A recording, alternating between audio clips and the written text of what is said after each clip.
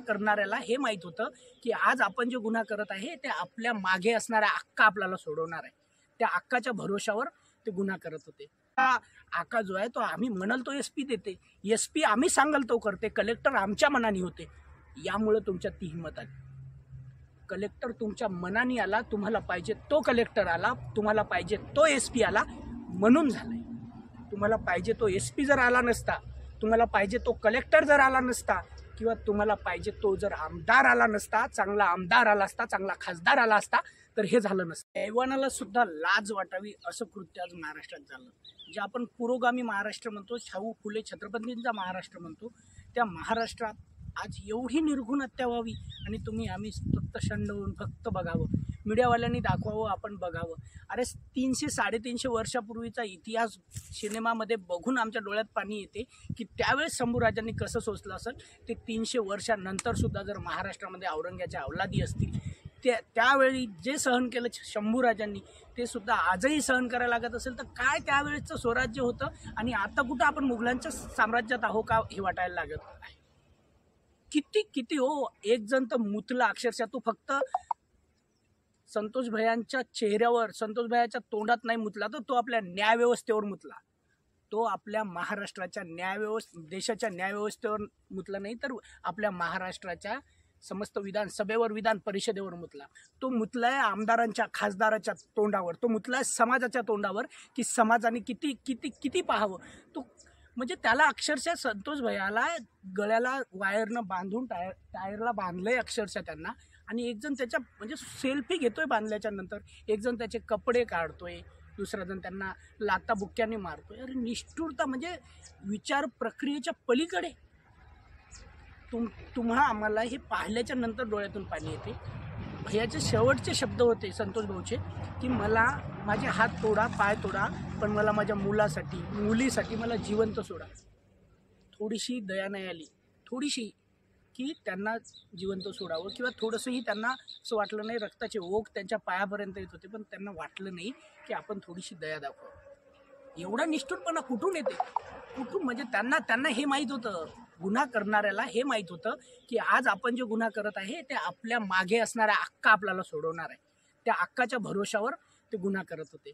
त्या अक्काला हे माहीत होतं की आपला अक्का आपल्याला काही होऊ देणार नाही. ही आहे म्हणजे लोक म्हणतात ना याच्यात निष्ठूर राजकारण केल्या जाते. हे सगळं मुळात राजकारणासाठीच झालंय. तुमच्या आमच्यासारखे जे शिकलेले लोक आहेत, जे शांत आहेत, जे चांगल्या प्रवृत्तीचे आहेत, ते लोक या गलिच्छ राजकारण म्हणून राजकारणात जात नाही. म्हणून तुमच्या आमच्यासारख्यावर, संतोष भैयांसारख्यावर अशा निष्ठुरपणे हत्या होत आहेत. याला सर्वस्वी जबाबदार कोणी असेल तर हे हरामखोर नालायक राजकारणी लोक आहेत, ज्यांच्यामुळे हे झालंय. राजकारणातही चांगली लोक आहेत, मी म्हणत नाही आहेत, पण एखादा कुत्र जर आपल्याला चावलं तर आपण त्या कुत्र्याला नाही म्हणत, त्याच्या मालकाला म्हणतो की कुत्र चावलंय आम्हाला, तुम्ही तुमचं कुत्र सांभाळून ठेवा. हेच या राजकीय लोकांनी केलेलं आहे. त्यांनी त्यांचे पिसाळलेले कुत्रे सांभाळले नाही, म्हणून तुमच्या आमच्यापर्यंत हे आलेलं आहे.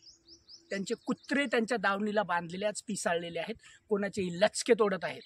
ते लचके तोडणारे कुत्रे हे त्या राजकीय लोकांच्या दावणीला बांधलेले कुत्रे जोपर्यंत ते आवरत नाहीत तोपर्यंत हे अन्याय होणारे थांबणार नाही. संतोष भैया देशमुखांना न्याय मिळेलच. न्यायव्यवस्थेनं जर न्याय नाही दिला, त्यांना जर एखाद्यानी म्हणजे न्यायव्यवस्थेने त्याच्यातला एक जरी सुटला, एक जरी, आता तो एक जण आणखीन आमच्या पोलिसांना एक जण शोधण्यात आणखीन यश आलंच नाही. शोधतील, आज नाही उद्या शोधतील, किंवा जे होईल ते होईल, परवा शोधतील त्याला. आंधळे ज्या वेळेस तू सापडशील त्यावेळेस तुला अटक होईल. आणि याच्यातलं एक जरी सुटलं ना, त्यावेळेस समाजातला एक तरी असा क्रांतिकारक समोर येईल आणि तुम्हाला मारून स्वतः जेलमध्ये जाण्याची तयारी ठेवा. कारण हे बघवत नाही, डोळ्याला बघवत नाही. बघितल्याच्या नंतर छात्यातून धडधड होते, नुसतं बघून आमच्या डोळ्यात पाणी येते. तुम्ही कसा रे एवढा अन्याय केला? कसं म्हणजे करू कसा शकता तुम्ही अन्याय एवढा? अरे तो संतोष भैयाला तुम्ही तिथून उचलून आणलं कशासाठी? खंडणीसाठी? एवढी दादाजी? बीडचा बिहार झाला म्हणताय. काय बिहार झाला? बिहारमध्ये सुद्धा लोक एवढे निष्ठूर करत नाही. भारताचा भाग आहे तो, भारताची संस्कृती जिवंत ठेवत आहेत. तुम्ही तर त्यापेक्षाही बदतर आहात रे. बीड जिल्हा एवढा सक्षम जिल्हा, एवढा नावाजलेला, चांगल्या लोकांनी तिथं गोपीनाथ मुंडे सारख्या जे साहेब, गोपीनाथ मुंडे साहेब होते, त्यांनी किती जिल्ह्याचं नाव केलं. तुम्ही काय त्या जिल्ह्याचं सगळं नाव म्हणजे नामोनिस्तार मिटून टाकला. बीड नुसतं नाव घेतलं तरी लोकांना बिहारशी तुलना करत आहेत तुमची. कशामुळं? तुम्ही केलेल्या कृत्यामुळे. एवढं निष्ठुर कृत्य होऊ शकत नाही. काय त्या मुलींनी कोणाकडे बघावं? छोटासा मुलगा आहे, त्याला कोणी शाबासकी द्यावी? त्याच्यासाठी कोणी लढावं? लक्षात घ्या, आज तुम्ही आम्ही संतोषभाई देशमुखासाठी लढणं खूप आवश्यक आहे आणि तुम्ही आम्ही व्यक्त होणं आवश्यक आहे. त्या बीडमध्ये तर लोक त्यांच्या विरोधात बोलायला तयार नाही आहेत. ज्या ठिकाणी तो कृत्य झालं आहे तिथं सांगायला तयार नाही आहे कोणी. एवढी दहशत त्या ठिकाणी आहे. या दहशतीला कुठंतरी आवक बसली पाहिजे, वचक बसला पाहिजे. त्यांच्या विरोधात कोणीतरी बोलणारा तयार झाला पाहिजे. त्यांचे कुठंतरी हे जे राजकीय षडयंत्र आहे, ही जी दादागिरी आहे ती खतम झाली पाहिजे.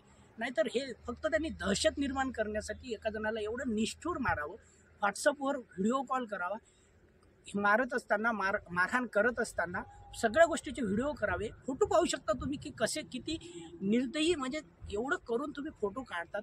अरे हैवानाला सुद्धा लाज वाटावी असं कृत्य. ते पूर्ण झाल्याच्या नंतर तुम्ही त्याची फोटो काढता, त्याच्यासोबत शर्ट ओढता, अंगावर मुतता, लघवी करता तुम्ही तोंडात.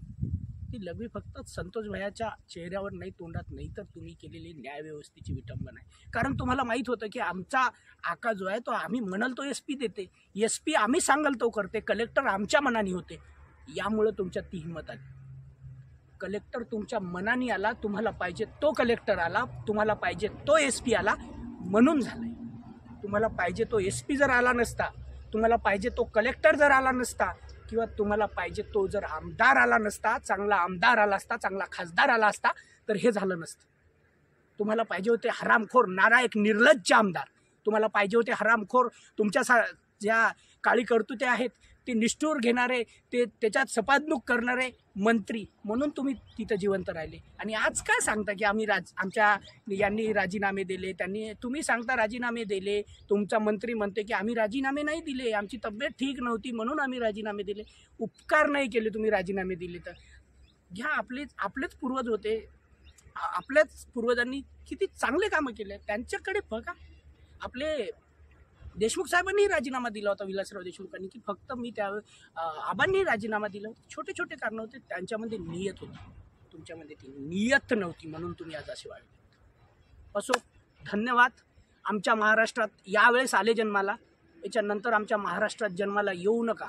आणि त्या मायबापांनाही विनंती आहे, ज्यावेळेस तुम्ही जन्माच्या अगोदरच किंवा जन्माल्याच्या नंतरच जर अशा अवलादी किंवा जन्मच दिल्या नसत्या तर आमच्या महाराष्ट्राला कलंक लागला नसता. तेव्हा विनंती आहे, याच्यानंतर तुमच्यासारख्या अवलादी आमच्या महाराष्ट्रात नको आहे. आणि आमचा महाराष्ट्र हा पुन्हा आम्हाला नासवायचा नाही आहे. खूप मोठी संस्कृती या महाराष्ट्राला लाभलेली आहे, ती संस्कृती जिवंत ठेवायची आहे. पुन्हा आम्हाला असा संतोष देशमुखांचा निर्गुण हत्या झालेला कोणीही संतोष देशमुख आम्हाला पाहायचं नाही आहे.